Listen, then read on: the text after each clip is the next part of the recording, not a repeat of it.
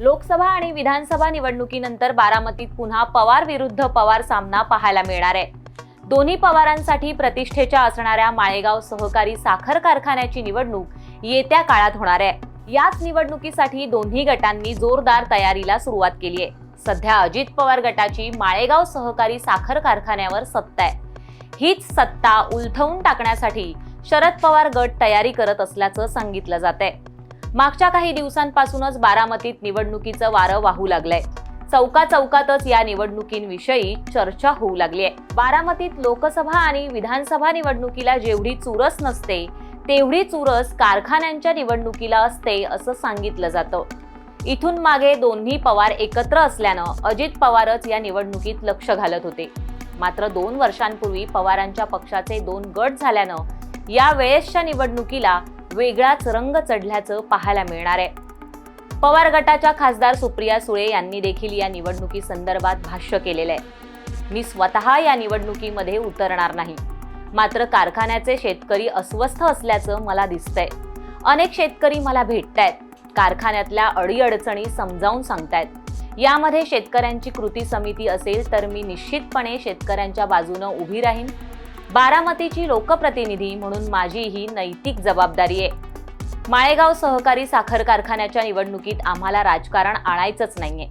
काही गोष्टी राजकारणापासून बाजूलाच ठेवल्या पाहिजेत। कुठलाही राजकीय पक्ष म्हणून आम्ही ही निवडणूक लढवू इच्छित नाही। मात्र कारखान्याच्या ऊस उत्पादक शेतकऱ्यांवर अन्याय झाला असेल आणि ऊस उत्पादक शेतकरी निवडणूक लढवायला तयार असतील तर आम्ही शेतकऱ्यांच्या बाजूने उभे राहणार आहोत असं सुप्रिया सुळे म्हणाल्यात। शरद पवार यांनी देखील ही निवडणूक लढवण्याचे संकेत दिले होते, तर पवार गटाचे नेते युगेंद्र पवार यांनी देखील या निवडणुकीत उतरण्याची इच्छा बोलून दाखवली होती।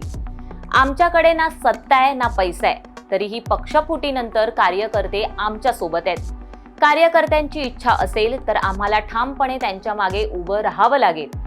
सक्षम उमेदवार मिळत असतील आणि माळेगावचा छत्रपती होऊ द्यायचा नसेल तर निवडणूक लढवावी लागेल, अशा शब्दांत युगेंद्र पवार यांनी निवडणुकीच्या मैदानात उतरण्याचे संकेतही दिलेत। माळेगाव सहकारी साखर कारखाना हा सर्वाधिक दर देणारा कारखाना आहे। खरं तर शरद पवारांचा कारखाना म्हणून माळेगाव सहकारी साखर कारखान्याची ओळख आहे। शरद पवार हे या कारखान्याचे सभासद आहेत। आतापर्यंत 1997 आणि 2015 ची निवडणूक वगळता या कारखान्यावर राष्ट्रवादीचंच वर्चस्व राहिलेलं आहे। 2015च्या निवडणुकीत पवारांच्या पॅनलचा पराभव झाला होता, पण 2020च्या निवडणुकीत अजित पवारांनी स्वतः लक्ष घालून पुन्हा सत्ता मिळवून दिली। पण 2023ला पवारांच्या पक्षाचे 2 गट झाल्यानंतर कारखाना देखील अजित पवारांच्या ताब्यात गेला। त्यामुळे या निवडणुकीत शरद पवार गट उतरणार असल्याचं बोललं जातंय। या निवडणुकीत कारखान्याचा भ्रष्टाचार, नीरा नदीच्या पाण्याचा प्रश्न, सभासदांचे अधिकार हे मुद्दे विशेष लक्षवेधी ठरणार आहेत। खुद्द अजित पवारांनीही नुकत्याच झालेल्या कार्यक्रमात याच मुद्द्यावरून विरोधकांना सुनावलंय। ते म्हणालेत, नीरा नदीच्या प्रदूषणाचा विषय अनेक वर्षांचा प्रलंबित आहे, त्या समस्येला मीच जबाबदार आहे। हे म्हणणं कितपत योग्य आहे? मी जर प्रदूषण नियंत्रण मंडळाला कठोर कारवाईचे आदेश दिले तर नीरा नदी काठचे माळेगाव, सोमेश्वरसह सर्वच कारखाने बंद पडतील।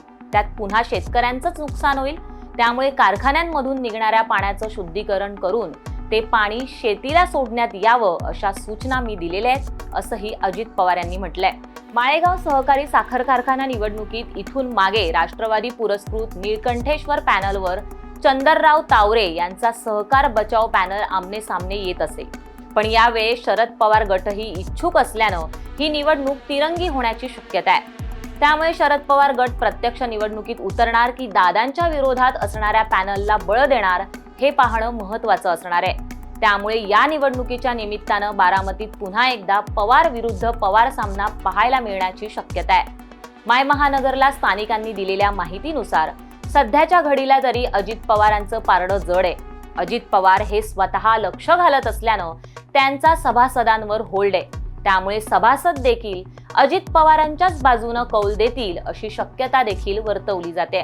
त्यामुळे प्रत्यक्ष निवडणुकीत काय निकाल लागतो हे पाहणं महत्त्वाचं असणार आहे। तुर्तास इतकंच। याबद्दल तुम्हाला काय वाटतं हे आम्हाला कॉमेंट करून नक्की सांगा आणि माय महानगर लाईव्हला सबस्क्राईब करायला विसरू नका।